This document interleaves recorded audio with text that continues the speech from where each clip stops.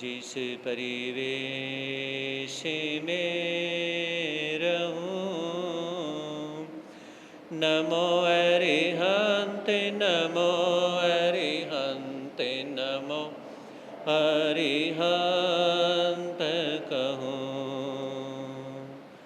जिस सानी से जिस नाम से जिस जाने में रहूं, नमो अरिहंत नमो अरिहंत नमो अरिहंत कहूँ। जिस सानी से जिस नाम से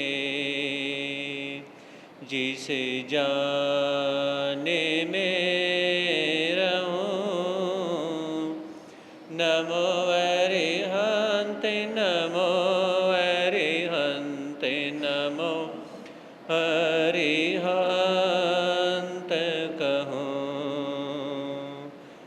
जिस प्यारे से जिस ख्वारे से जिस संसार में रहूं, नमो अरिहंत नमो अरिहंत नमो अरिहंत कहूँ। जिस ध्यान से जिस सम्मान से जिस जाने में रहूं, नमो अरिहंत नमो अरिहंत नमो अरिहंत कहूँ। है समय नदी की धार के जिस समय सब बह जाया करते हैं। है समय बड़ा तूफान परवल पर्वत झुक जाया करते हैं। अक्सर दुनिया के लोग समय में चक्कर खाया करते हैं, लेकिन कुछ ऐसे होते जो इतिहास बनाया करते हैं, इतिहास बनाया करते हैं।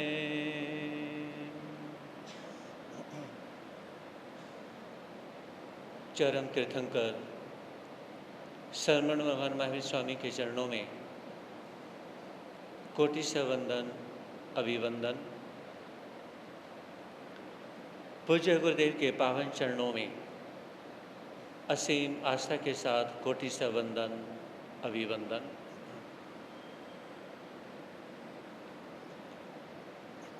धर्म प्रेमी बंधुओं, आपके समक्ष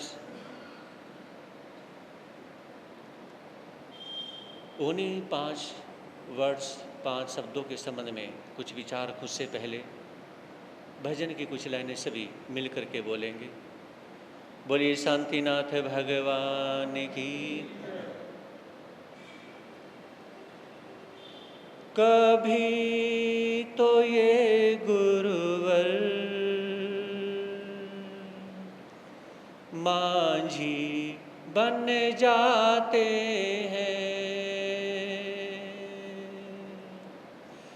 कभी तो ये गुरुवर साथी बन जाते हैं, कभी तो ये गुरुवर मांझी बन जाते हैं, कभी तो ये गुरुवर साथी बन जाते हैं। उंगली पकड़ मेरी रास्ता दिखाते हैं, उंगली पकड़ मेरी रास्ता दिखाते हैं, रास्ता दिखाते हैं।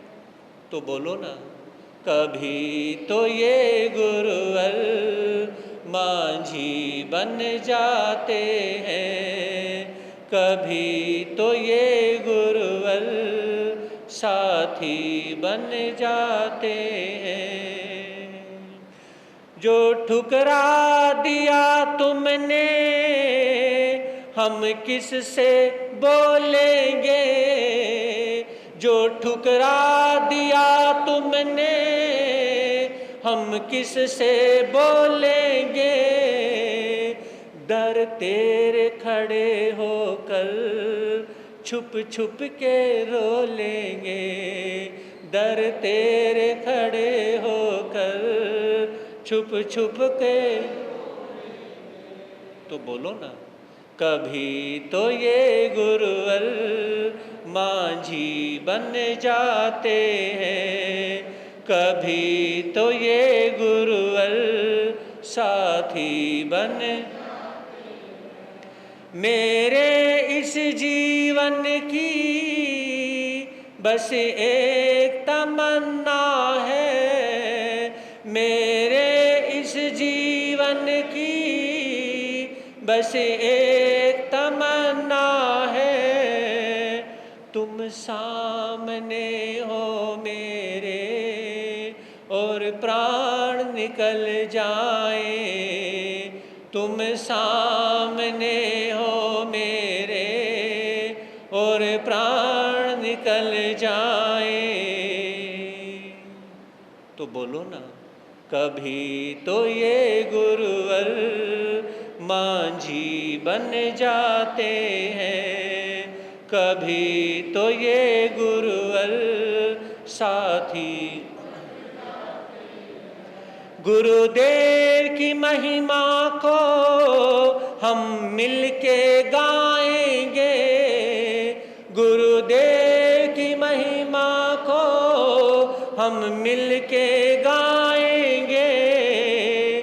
इस चतुर्मास को हम सफल बनाएंगे, इस चतुर्मास को हम सफल बनाएंगे।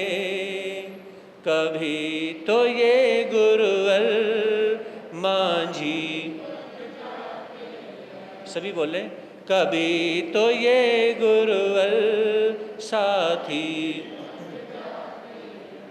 सुनते हैं तेरी रहमत दिन रात बरसती है, सुनते हैं तेरी रहमत दिन रात बरसती है। एक बूंद जो मिल जाए किस्मत ही बदल जाए, एक बूंद जो मिल जाए किस्मत ही। तो बोलो ना, कभी तो ये गुरुवर मांझी, कभी तो ये गुरुवर साथी। उंगली पकड़ मेरी रास्ता दिखाते हैं, उंगली पकड़ मेरी रास्ता दिखाते हैं, रास्ता दिखाते हैं। कभी तो ये गुरुवर मांझी, कभी तो ये गुरुवर साथी। आँखों में बसाया है तुझे दिल से गाया है, आँखों में बसाया है तुझे दिल से गाया है। मेरी हर धड़कन में बस तू ही समाया है, मेरी हर धड़कन में बस तू ही समाया है। कभी तो ये गुरुवर माझी, कभी तो ये गुरुवर साथी। ठोकर लगी मुझको पत्थर नुकीला था, ठोकर लगी मुझको पत्थर नुकीला था, पर चोट ना आई गुरुवर ने संभाला था, पर चोट ना आई गुरुवर ने। तो बोलो ना, कभी तो ये गुरुवर माझी, कभी तो ये गुरुवर साथी। उंगली पकड़ मेरी रास्ता दिखाते हैं, उंगली पकड़ मेरी रास्ता दिखाते हैं, रास्ता दिखाते हैं। कभी तो ये गुरुवर माझी, कभी तो ये गुरुवर साथी।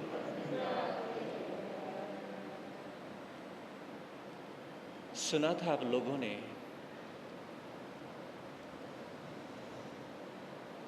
स्वभाव, संभाव, प्रभाव, प्रभाव और स्वाभिमान।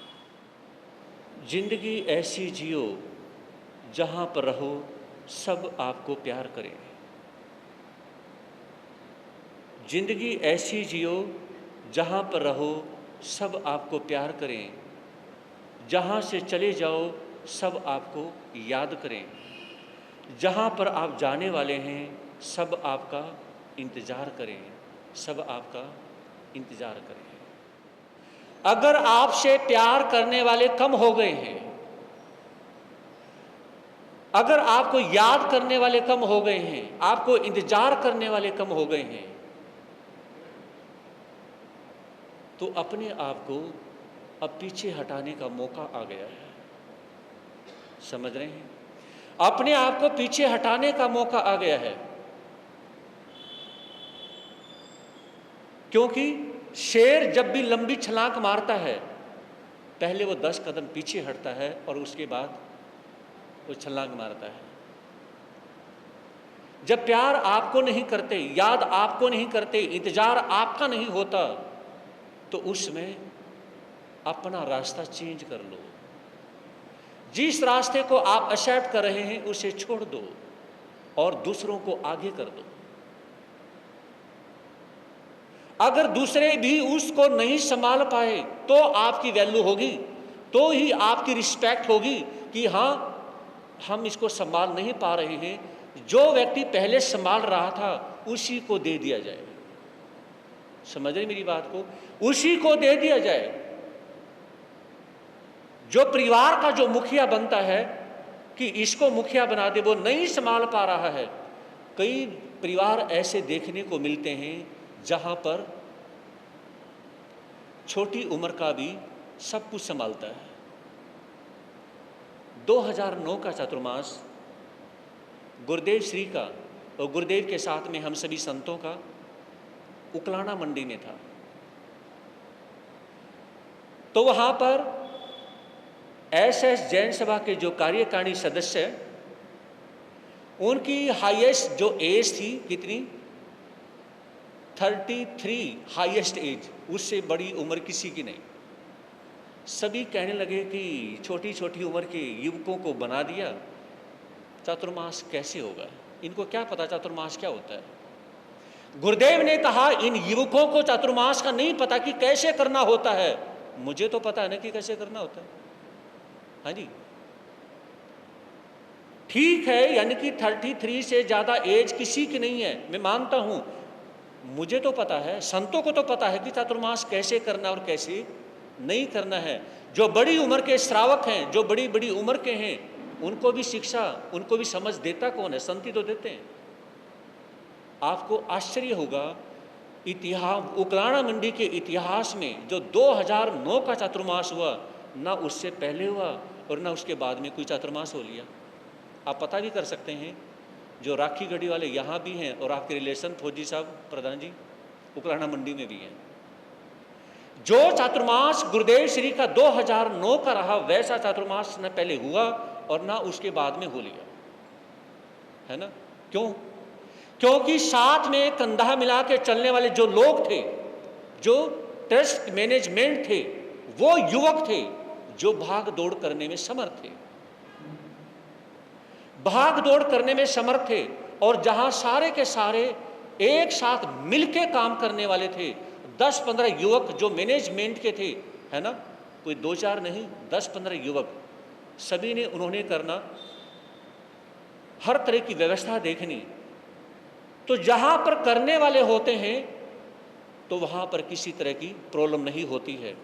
तो स्वभाव, मेरे परमात्मा ने, भगवान महावीर ने कहा, वस्तु साहो धम्मो, वस्तु का जो स्वभाव है, आपका जो स्वभाव है, ये धर्म है। किसने कहा किताबों में धर्म है? किसने कहा कि मंदिरों में धर्म है? किसने कहा कि गिरजाघरों में धर्म है? धर्म कहाँ है? कहीं भी नहीं है ही कहीं भी नहीं। क्यों ढूंढते हो आप धर्म को मंदिरों में? क्यों ढूंढते हो आप शास्त्रों में, किताबों में? धर्म तो आपकी सोच में है। आपकी सोच में धर्म है तो शराब नहीं पियोगे, और आपकी सोच में धर्म नहीं है तो शराब पी लोगे। समझ रहे? ये आपकी सोच का फर्क है। तो आपकी सोच में धर्म है, आपकी सोच में अगर धर्म नहीं है तो आप कुछ भी कार्य कर सकते हैं। संभाव, न्यूट्रल। जो व्यक्ति न्यूट्रल हो जाते हैं, यानी कि सुख आए दुख आए, कैसा भी आए। एक रोज आपके मैंने समक्ष कहा था कि सबसे बड़ा साथी, सबसे बड़ा फ्रेंड इस जिंदगी में अपना दुख है। इससे बड़ा तो दोस्त कोई हो ही नहीं सकता। समझ आ रही मेरी बात? इससे बड़ा दुख जिंदगी में कोई हो ही नहीं सकता। और संभाव हर तरह के। और मैं तो एक विचार करता हूं, क्या विचार करता हूं, कि जैसे शादी में अलग अलग तरह के बैंड बाजे होते हैं, है ना? अलग अलग तरह के बैंड बाजे होते हैं। किसी की आवाज़ किसी से मिलती है। हाँ जी, ढोल नगाड़े तो तुमने भी बजवा रखे हैं, बोल तो सकते हो। किसी की आवाज़ किसी से मिलती नहीं है। जितने भी, यानी कि जो भी बैंड बाजा शादी में बजता है, उसमें जो भी अलग अलग जो बंदे बजा रहे होते हैं, और सबकी आवाज़ अलग होती है, किसी की नहीं मिलती। लेकिन उनकी आवाज़ जब एक साथ वो बजाए जाते हैं, ढोल की आवाज़ अलग है, बैंड बाजे की अलग है, कोई टिपनी सी है, कोई कुछ है, कोई कुछ है ना? तो एक साथ बजाने से किसी का गाने का मन करता है, किसी का नाचने का मन करता है, वो खड़ा खड़ा ही झूम रहा है ना? कोई खड़ा खड़ा, यानी कि 70 साल की उम्र में सुपारी सूट पहन के झूम रहा है। कोई 70 साल की एज में, यानी कि एक बुढ़िया माता बन ठन के झूम रही है। किस लिए? यानी कि एक साथ जो बैंड बाजा बजा तो सबको अच्छा लगा, है ना? तो इसी तरह से आपकी गृहस्थी में अलग अलग तरह के मतिर भिन्ना, अलग अलग सोच वाले लोग हैं। किसी की सोच किसी के साथ मैच नहीं होती, किसी की सोच किसी के साथ मैच नहीं होती। लेकिन अगर सोच नहीं मैच होती, अगर वो अंडरस्टैंडिंग, कॉम्प्रोमाइज करके एक दूसरे के साथ रहने की कोशिश करते हैं, अगर आपने एक बात पर विचार कर लिया, गौर फरमाना मेरी बात पर, एक दूसरे से पूछा, आप अपनी सोच बताएं, ये काम कैसे होगा? उन्होंने अपनी सोच बता दी। फिर अपनी सोच बताएं कि मेरी सोच ये है कि इस काम को ऐसे किया जाए। अब जिसकी सोच से प्रॉफिट है, उसकी सोच से काम कर लो। हाँ जी, समझ आ रही है? समझ आई मेरी बात? गलत तो नहीं? बोलिए। जिसकी सोच से प्रॉफिट ज़्यादा है, देखिए कई बार क्या होता है कि दो व्यक्ति हैं, दोनों की सोच अच्छी है, लेकिन जिसकी सोच में प्रॉफिट ज़्यादा है उसकी सोच के अकॉर्डिंग काम कर लो। तो अगर आप इतना नहीं कर सकते, लेकिन यहां पर ईगो, घमंड आदमी को मार देता है। आप दो भाई हैं, ज्वाइंट रह रहे हैं, या समाज में ट्रस्टी जो लोग हैं, मैनेजमेंट है, एक ने कहा कि इस कार्य को ऐसे कर लिया जाए, दूसरे ने कहा ऐसे कर लो, तीसरे ने अलग सोच बताई, चौथे ने अलग बताई, पांचवें ने अलग। तो जिसकी सोच से आप ओवरऑल देखा जाए कि सामाजिक कार्य करना है, और सामाजिक कार्य करने के हिसाब से जिसकी सोच में ज़्यादा दम है, भाई इसकी सोच के हिसाब से कार्य कर लेते हैं। समझ रहे मेरी बात को? तो ऐसे समाज चलती है, ऐसे परिवार चलता है। यानी कि समाज परिवार हर किसी को चलाने नहीं आते। समझ रहे मेरी बात को? हर किसी को चलाने नहीं आते, क्योंकि आप जब तक दूसरों को आगे नहीं करेंगे और दूसरे की यानी कि उसकी सेवा और उसके बारे में ये विचार नहीं करेंगे, उसकी सोच के बारे में पूछेंगे नहीं, आप अपनी सोच बताएं। और मेरी सोच से अगर किसी युवक की, मान लीजिए मैं कोई कार्य करवाना चाहता हूं, मैंने पूछा कि राजी, आशीष, पुनीत, आप अपनी सोच बताएं, इनमें से जिसकी सोच मुझे अच्छी लगे मुझे उसकी मान लेनी चाहिए।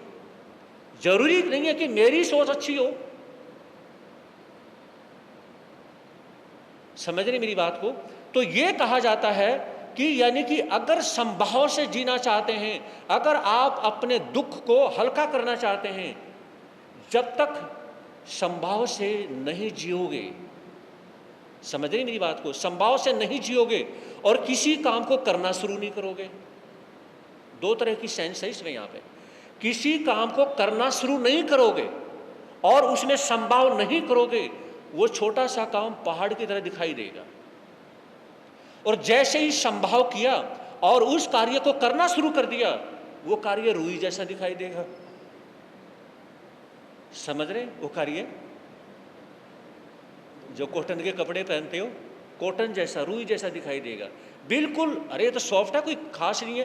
कितना भी बड़ा कार्य हो, जिस कार्य में जब यानी कि सैकड़ों लोग लग जाते हैं। अब यहां पर एग्जाम्पल टू एग्जाम्पल, एक गांव में जाना हुआ, लगभग 15 साल पहले की बात है, बहुत अच्छी है। गांव के एक रिटायरमेंट फौजी जवान जो कैप्टन से रिटायरमेंट हुए थे, तो उन्होंने कहा सरपंच को और सभी सदस्य को, उन्होंने बुला करके कहा, अगर आप मेरी एक बात को मान लो, मैं हाथ जोड़ के रिक्वेस्ट करता हूं, सिर्फ एक बात मान लो, मैंने अपनी जिंदगी में जो कुछ सोचा सारे कार्य पूरे हो गए, एक कार्य अधूरा है, अगर वो आप मान लो। अब वो 70 साल के बुजुर्ग थे, तो सरपंच भी बैठे हुए हैं, सारे पंच बैठे हुए हैं, और यानी कि गांव के जो माननीय गण सदस्य है वो बैठे हुए हैं। कहा कि आप अपनी सोच बताइए कि आपकी सोच क्या है। मेरी सोच ये है कि पहली से लेके 5वीं तक की जो पाठशाला में हमारे गांव की जो कन्याएं, छोटी छोटी बच्चियां जो वहाँ पे पढ़ती है ना, उस स्कूल में घुटने तक पानी भर जाता है। और मैं ये चाहता हूँ कि मेरे मरने से पहले इस पाठशाला का मिट्टी से भरत हो जाए, और मैं कुछ नहीं चाहता। अगर गांव चाहे तो मेरी अंतिम इच्छा पूरी कर दो, ये कहना था। कई व्यक्तियों की आंखों में आंसू आ गए, ये अपने लिए नहीं। आपको आश्चर्य होगा तो उसमें यानी कि गांव के सभी व्यक्ति इकट्ठे होते हैं, पंचायत बैठती है। ये आपको घटी हुई बात बता रहा हूँ, सुनी हुई नहीं बता रहा हूँ कि यह कहीं पढ़ी हुई, घटी हुई बात बता रहा हूँ। तो उसमें इकट्ठे होते हैं, एक ही दिन में पूरे स्कूल का मिट्टी का भर्त कर दिया, सैकड़ों ट्रैक्टर ट्राली लगा दिए गए। और उसमें जब मिट्टी का भर्त होता है, शाम के यानी कि जून का महीना था, शाम को लगभग 7:15 बजे के आसपास वो व्यक्ति नीम के पेड़ के नीचे खड़ा हुआ था, और सैकड़ों लोग और खड़े हुए थे। वो 70-75 साल का बुजुर्ग व्यक्ति मस्ती में नाचना शुरू कर देता है। मेरी जिंदगी के सारे काम पूरे हो गए, और उसके कोई बच्चे नहीं थे।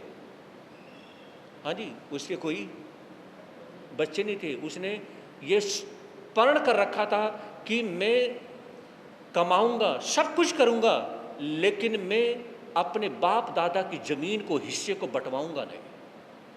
अपने छोटे भाई की शादी करी, ये हिस्सा सारा आपने रखना है, हिस्से के पीछे मैं लड़ाई नहीं करना चाहता। और मिलिट्री में हुआ वो भी सारा पैसा छोटे भाई को कि सब कुछ तेरा, तुझको अर्पण क्या लगे मेरा। मरने के बाद में कौन किसका हिस्सा साथ में जाएगा, और सब कुछ छोड़ने के बाद में इंसान अकेला जाता है। तो जब मिट्टी से उस पाठशाला का भर्त हुआ तो वो व्यक्ति नाचना शुरू कर देता है कि आज मैं बहुत खुश हूं, मैं अकेला इंसान हूं जिसकी सारी इच्छाएं पूरी हो गई। जमीन पे गिरता है और उसकी आत्मा निकल जाती है। 2, 4, 10, 20, 50, 100 नहीं, सैकड़ों सैकड़ों लोगों की आंखों में आंसू आ जाते हैं। और उसमें उसके परिवार के लोग जब अंत्येष्टि करने के लिए तैयार होते हैं तो सरपंच और सभी लोग कहने लगे इसकी अंत्येष्टि पूरा गांव करेगा। ये एक समाज का व्यक्ति नहीं, एक परिवार का नहीं, ये पूरी यानी कि पूरे गांव का है। और कभी कोई कंधे के लिए यानी कि सैकड़ों लोग लगते हैं, हम भी कंधा देंगे, हम भी कंधा देंगे। और रोते रोते जब आगे बढ़ते हैं गांव का वो नजारा देखने लायक होता है। समझ रहे, देखने लायक होता है। तो मेरे कहने का मतलब न्यूट्रल अगर संभाव तुम्हारी आत्मा में नहीं, तुम्हारी सोच में नहीं, और इन आइज, इन आंखों में संभाव नहीं, तो किसी कभी अच्छा दृश्य देखोगे, कभी बुरा देखोगे, लेकिन अच्छा दृश्य देखने के बाद में बेईमान हो जाओगे। मुझे मेरे साथ भी ऐसा होना चाहिए। बुरा दृश्य देखोगे तो किसी को गालियां दोगे, कुछ बोलोगे, तो ये आंखें आपको बेईमान बना देगी। ये कभी अच्छा देखना चाहती हैं, कभी येलो, कभी रेड, कभी ब्लू देखना चाहती हैं, कभी यानी कि आपने ये आंखें किसी के रेड कपड़े देख करके खुश हो जाती हैं, और कभी किसी के ब्लैक कपड़े देख करके ये आंखें, बोलते क्यों नहीं, खुश हो जाती हैं। ये हमारे शरीर के अंदर 5 इंद्रियां हैं, पांचों इंद्रियां बेईमानी कर रही हैं, और इस बेईमानी की कोई हद होती है। तो मैं कहना चाहूंगा ये 5 इंद्रियां बेईमानी करने में कोई कसर नहीं छोड़ती। आप इन्हें थोड़ी बेईमानी करने से रोक कैसे सकते हैं? आप संभाव लाना शुरू कर दें। समझ रही मेरी बात को? ये 5 इंद्रियां, आपकी पत्नी आपकी बात मान जाएगी, पति आपकी बात को मान सकते हैं, पेरेंट्स मान सकते हैं, बच्चे मान सकते हैं, लेकिन आपको अगर आपकी कोई बात नहीं मानेगा, सबसे ज्यादा इंसल्ट आपकी दुनिया में कोई करेगा, आपकी 5 इंद्रियां करेंगी। कभी आपकी आइज, आप माइंड से चाहते हैं हे भगवान, मैं दृश्य क्यों देखना चाहता हूं, मैं टीवी के ऊपर बार बार दृश्य क्यों देखना चाहता हूं, मैं बार बार यानी कि पबजी क्यों खेलना चाहता हूं, है ना, माइंड कहेगा। लेकिन ये आंखें हैं कि मानती नहीं, दिल है कि मानता नहीं। तो कहने का तात्पर्य ये 5 इंद्रियां हैं, ये अपनी चला रही हैं। तो महापुरुष ये कहते हैं थोड़ा सा संभाव में जी लो, नहीं तो नरक जीते जी आपके सामने।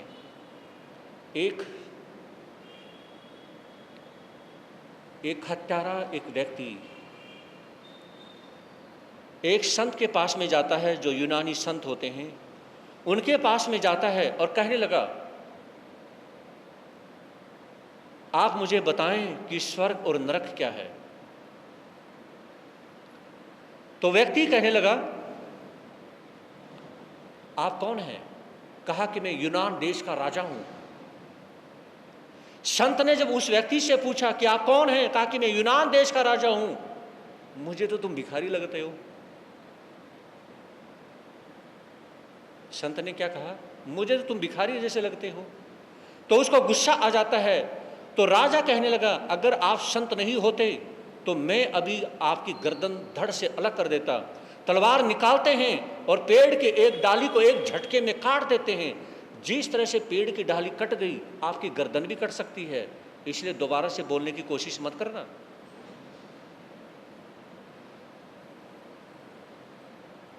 तो उसमें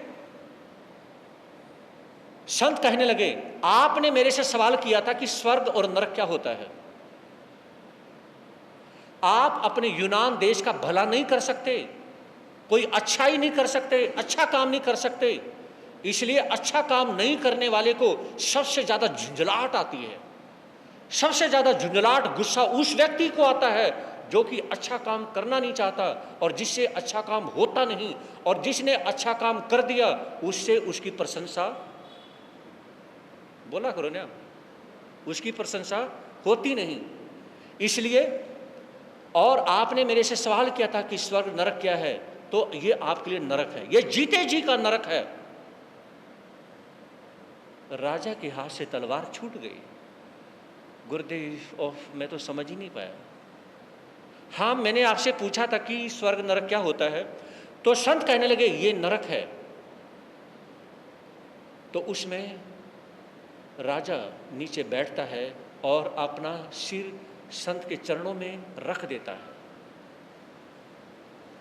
माफी मांगता है, रोता है, गुरुदेव मुझे किसी भी तरह से हो सकता है तो मुझे माफ कर दो, मैं माफ करने लायक तो नहीं हूं, लेकिन मुझे माफी दे दो।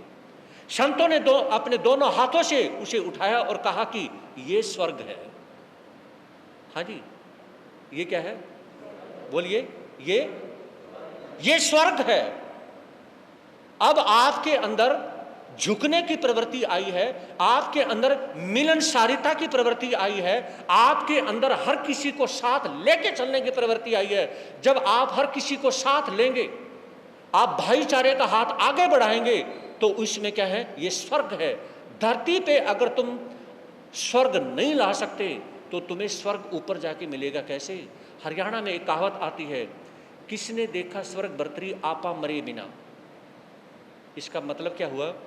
स्वर्ग जो है, जब तक इंसान खुद मर नहीं जाता तब तक स्वर्ग के दर्शन नहीं होते।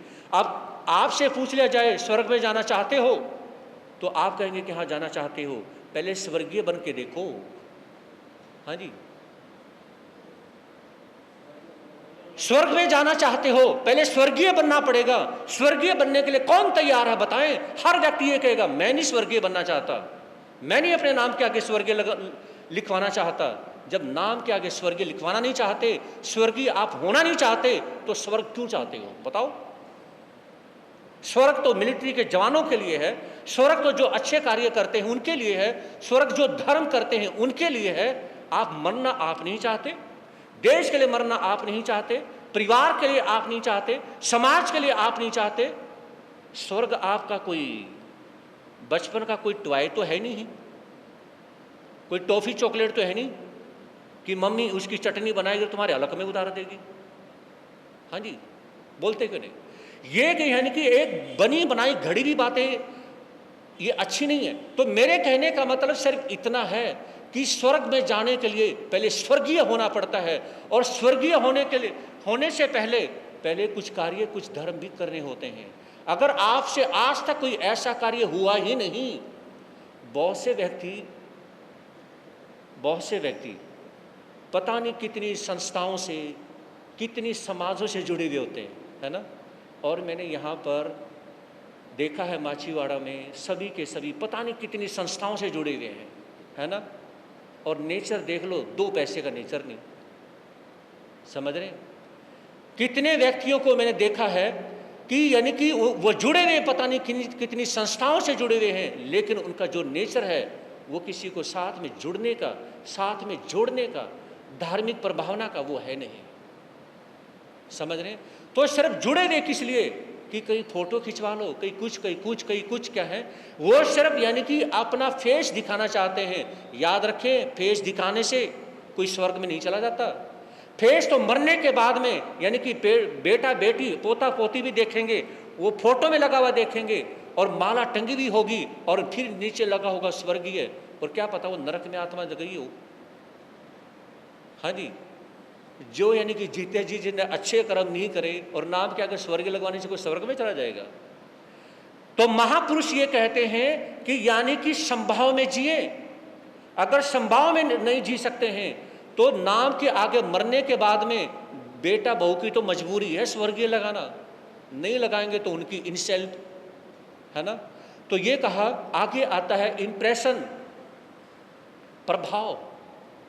आप किसी पे अपना प्रभाव जमाना चाहते हैं, किसी को इम्प्रेस करना चाहते हैं, समझ रहे हैं? किसी को इम्प्रेस करना चाहते हैं, पहले उसके लिए आगे बढ़ के कार्य करें। रविंद्रनाथ टैगोर, नाम सुना है? सबने सुना है, और हर स्कूल में फोटो लगी मिलेगी। जब वो बच्चे के रूम में थे ना, तो उसमें एक भिखारी जब घर पे लेने के लिए आता है, तो उसमें पहले जो माताएं बहनें होती थी सैकड़ों साल पहले, जो अपने गहने होते थे ना, वो आटे के बड़े बड़े मटके होते थे, मटके में डाल दिया करती, कोई अनाज में डाल दिया करती। वो विचार करती अगर तिजोरी में रखेंगे तो कोई तोड़ के लूट भी लेके जाएगा, तो कोई आटे के मटके में छुपा देती, कोई गेहूं के में उसमें छुपा देती। इस तरह से वो बचे रहते। पहले की माताएं बहनें इस प्रकार से करती थी। तो जैसे ही यानी कि एक भिखारी आता है, तो उसमें रविंद्रनाथ टैगोर ने कहा कि माँ, कोई यानी कि मांगने वाला आया है, तो उसमें यानी कि उसकी माँ क्या करती हैं, वो बर्तन लेके आती हैं और इस तरह से हाथ डाल करके जब देती हैं, तो उसमें यानी कि एक छोटा गहना आटे के साथ में उसकी झोली में चला गया। जैसे वो निकालती हैं कि अरे ये तो मेरा सोने का गहना चला गया, तो उसमें रविंद्रनाथ टैगोर कहने लगे कि माँ, अब ये आपका नहीं रहा, क्योंकि उसकी झोली में जा चुका है, उसके बर्तन में जा चुका है। भिखारी का जो बर्तन है उसकी झोली है, भले ही वो कपड़े की है, क्योंकि वो कपड़े में ही लेता है, झोली में लेता है, अब ये आपका नहीं रहा। और माँ को बार बार कह करके बेटा उस गहने को उल्टा ही उसमें डलवा देता है कि माँ आपका नहीं है, अब ये उसका हो चुका है, आपका कैसे है, आपने वो दे दिया है। तो कहने का मतलब ये है कि जो व्यक्ति यानी कि अगर प्रभाव चाहते हैं तो प्रभाव वाले काम भी करें। एक भी कार्य प्रभाव का आपके पास है नहीं। बताइए, अपने पर विचार करें, जितने भी यहाँ पर बैठे हुए हैं, ऐसे प्रभाव के कोई कार्य करते हो आप लोग? बोलो, करते कोई कार्य? एक भी कार्य नहीं होता आपसे, और फिर प्रभाव सबसे ज़्यादा चाहिए, नाम सबसे ज़्यादा चाहिए, है ना, सबसे ज़्यादा यानी कि फोटो खिंचवाने चाहिए, सारे काम सिर्फ आपके होने चाहिए। क्यों? घर की सरकार है, बोलते क्यों नहीं? तो मेरे कहने का मतलब यह है, प्रभाव विचार करें, प्रभाव के कार्य कोई करे तो सही, कार्य तो होता नहीं, काम कुछ होता नहीं, और आपको सबसे ज्यादा अपने आप को आगे रखने से फुर्सत नहीं मिलती। फिर बात आती है नेक्स्ट लाइफ, प्रभाव। प्रभाव जो अगला जन्म है, बहुत से पहले इसको मानते नहीं थे कि अगला जन्म भी होता है, पिछला जन्म भी होता है। समझ रहे? कोई भी नहीं मानता था। और वनस्पति में जीव होते हैं, पानी में जीव होते हैं, इसको कोई नहीं मानता था। लेकिन जैन धर्म में करोड़ों अरबों साल से बात आ रही है कि वनस्पति में, हवा में, पानी में, इनमें जीव होते हैं, है ना। कोई मानता नहीं था। पहले एक साइंटिस्ट हुए हैं अपने ही देश के, डॉक्टर जगदीश चंद्र बसु, किसी ने नाम सुना होगा। डॉक्टर जगदीश चंद्र बसु, उन्होंने जब रिसर्च किया, उन्होंने कहा कि पानी में जीव होते हैं। और मैं खुद जब छोटा सा था, एक बार एक सर ने कहा कि बच्चों, पानी में जीव होते हैं। हम छोटे छोटे बच्चे यानी कि 5th क्लास में पढ़ रहे थे, हम सभी हंसने लगे, पता नहीं टीचर भी कैसी बातें बोल रहे, पानी में जीव होते ही नहीं, हम तो रोज़ पीते हैं, उसमें तो कुछ दिखाई नहीं देता। तो सर ने क्या किया कि एक सूक्ष्मदर्शी रखी और इसके नीचे छोटी सी जरा सी कटोरी में पानी रखा, और हम सभी को दिखाया कि बेटा ऐसे देखना है। तो पानी जैसे रखा और उसमें इतने बड़े बड़े कीड़े यानी कि चलते दिखाई दिए, आंखों से दिखाई नहीं दे रहे, और सूक्ष्मदर्शी ने देखा तो पानी में बड़े बड़े जीव दिखाई दिए। तो यहां पर यह बात समझने की है, अगर आप नेक्स्ट जन्म अच्छा चाहते हैं तो इस जन्म में आप किसी के प्राण बख्शें। बात समझ आ रही है? इस जन्म में आप किसी के प्राण बख्शें।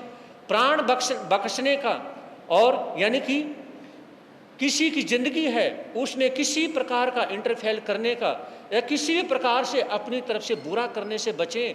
आप इस जिंदगी में अपने आप को अपनी जिंदगी का बादशाह समझते हो कि जैसे आपसे बड़ा कोई नहीं है, लेकिन याद रखें, ये एक जैसे आप जन्म हुआ था जब आप इतने बड़े नहीं थे, है ना।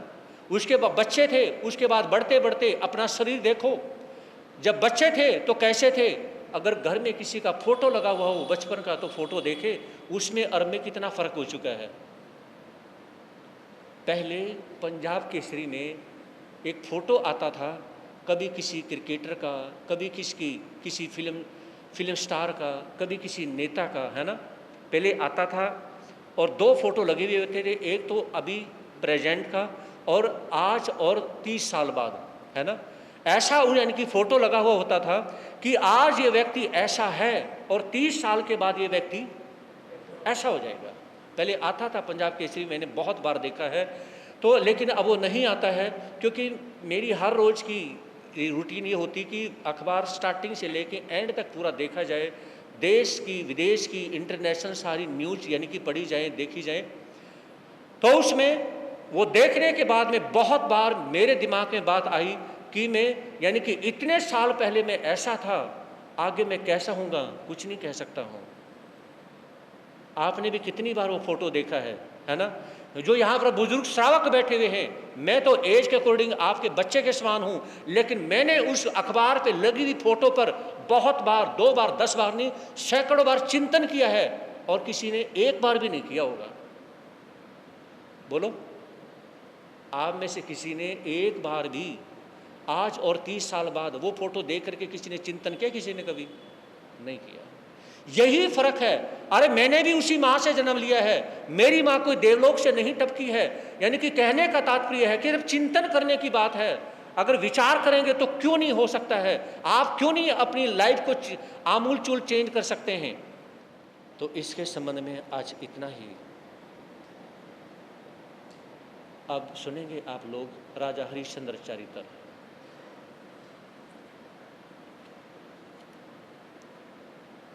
जिन धर्म के प्यारे लोगों, ये सुन लो अमर कहानी। हम भूल गए हैं जिनको, जरा याद करो कुर्बानी। जिन धर्म के प्यारे लोगों, ये सुन लो अमर कहानी। हम भूल गए हैं जिनको, जरा याद करो कुर्बानी। सुना था आप लोगों ने, विश्वामित्र ने अपने ही शिष्य, जो पूरे देश के राजा हैं, सत्यवादी राजा हरिश्चंद्र, उनसे पूरा का पूरा राजपाट मांग लिया है, और सत्यवादी राजा हरिश्चंद्र ने अपना पूरा राजपाट दान कर दिया है।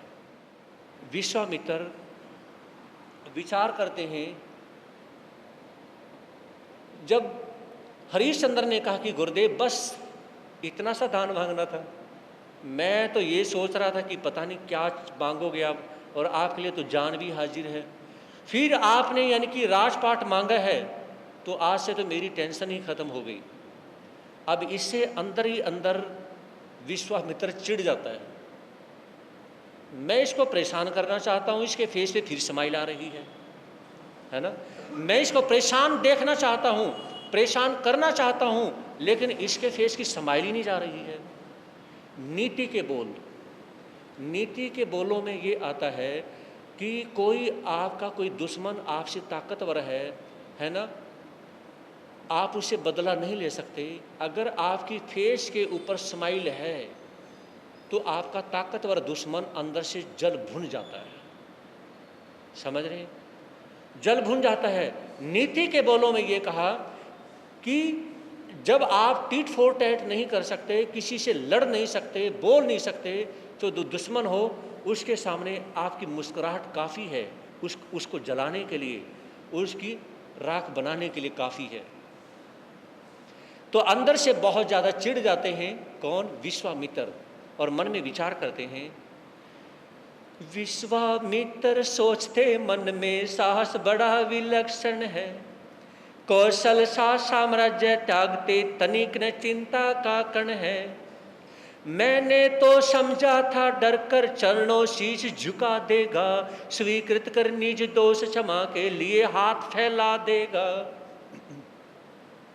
सोचा था कुछ और था, हो गया कुछ और। मैंने ये विचार किया था कि मैं सारा राजपाट मांग लूँगा, तो ये हाथ फैलाकर कि गुरुदेव मुझे माफ़ कर दो, मेरे बच्चे कैसे रहेंगे, तारा कैसे रहेगी, और राजपाट देने के बाद में एक राजा भिखारी हो जाएगा तो उसकी रिस्पेक्ट क्या रह जाएगी। है ना। इस प्रकार से ये मेरे चरणों में गिड़गिड़ाएगा, है यहाँ तो कुछ भी नहीं है, यह सब कुछ नॉर्मल है। फिर मन में विचार करते हैं कि देखूं तो सही इसका अभिमान, इसका घमंड कहाँ तक चलता है। तो कहा जाता है कुछ व्यक्ति ऐसे होते हैं जो दुराग्रह में पड़ते हैं, जिनका नेचर जिद्दी होता है, जो सिर्फ इसलिए जिद कर रहे होते हैं कि सामने वाला व्यक्ति परेशान नहीं हो रहा है, उसको परेशान देखने के लिए ही वो जिद कर रहे होते हैं। और ये कहा जाता है नारी हट, बाल हट और राज हट, ये तीन हट, तीन तरह की जो जिद जग जाहिर है, फेमस है। अगर राजा की हट और नारी की हट यानी कि जिद और बच्चे की जिद ये कभी पूरी नहीं होती। एक बार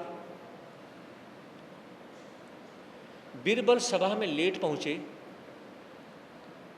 तो उसमें बादशाह अकबर कहने लगे, बीरबल आज लेट क्यों पहुंचे? जहां पना मैं अपने बच्चे को मना रहा था लेकिन वो मान ही नहीं रहा था। कहा कि बच्चे को भी बनाना कौन सी बड़ी बात है, एक बच्चे को नहीं मना सकते तो मेरा राजपाट क्या चलाओगे, क्या महामंत्री बनोगे? तो बीरबल कहने लगे जहां पना बच्चे को समझाना ही तो बहुत मुश्किल है, और सब किसी और किसी को समझा सकते हैं, बच्चे को नहीं समझाया जाता। कहा कि कल आप अपने बच्चों को मेरे पास लेकर आए, मैं समझाता हूँ। अगले दिन बीरबल अपने बच्चे को लेके जाता है तो उसमें बच्चा जब पास में जाता है तो बच्चे ने बादशाह अकबर से अंगूठी मांग ली कि मुझे ये वाली अंगूठी चाहिए। अब राजा ने वो अंगूठी उतारी, उसको दे दी। वो खुश हुए कि ठीक है, बच्चा मान गया, अभी जाके बैठ जाएगा। अब कहा कि मुझे तो हाथी भी चाहिए। अब उसके लिए हाथी मंगवा दिया गया। अब बच्चा फिर रोने लग जाता है। तो बादशाह अकबर कहने लगा कि अब रो क्यों रहा है ये तो बता। कहा कि मैं इसलिए रो रहा हूं कि यह हाथी है ना इस अंगूठी में से निकल नहीं सकता, इस हाथी को अंगूठी में से निकालो। तो बादशाह अकबर कहने लगे सही बात है, कभी बच्चे को समझाया नहीं जा सकता है। तो इस प्रकार से दुराग्रह में यानी कि विश्वामित्र पढ़ चुके हैं, अब ना तो वो खुद समझ सकते हैं और ना कोई उन्हें समझा सकता है।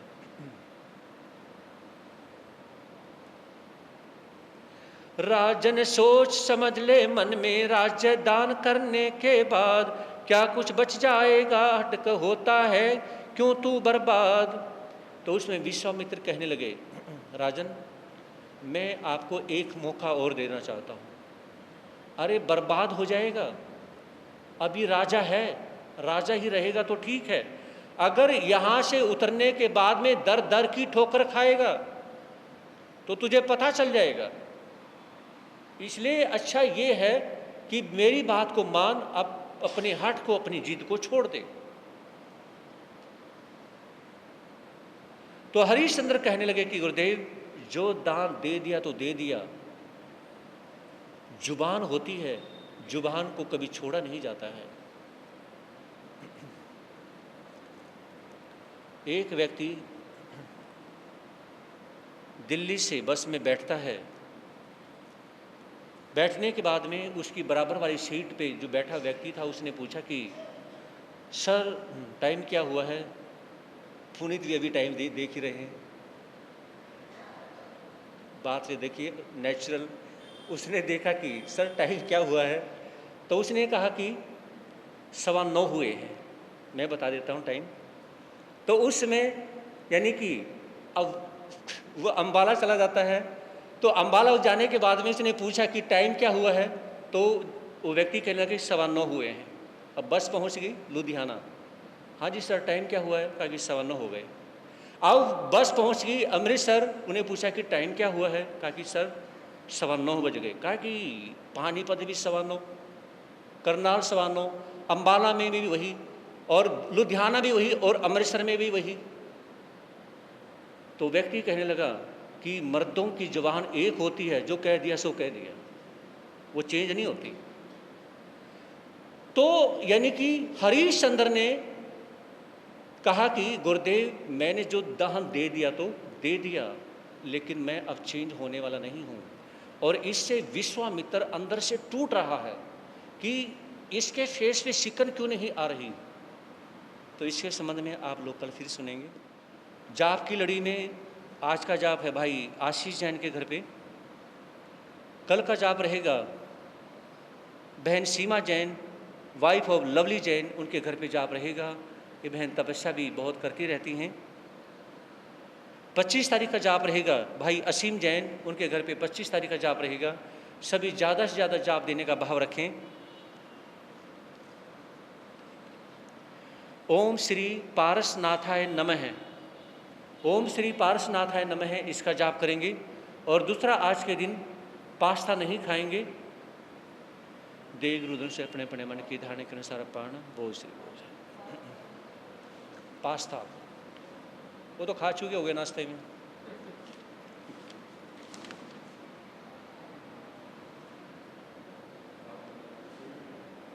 भाई जिम्मी जैन 45, उनकी तपस्या का आज 45वां दिन है। बहन नेहा जैन, उनकी तपस्या का 43वां दिन। बहन दिया जैन, उनकी तपस्या का 24वां दिन।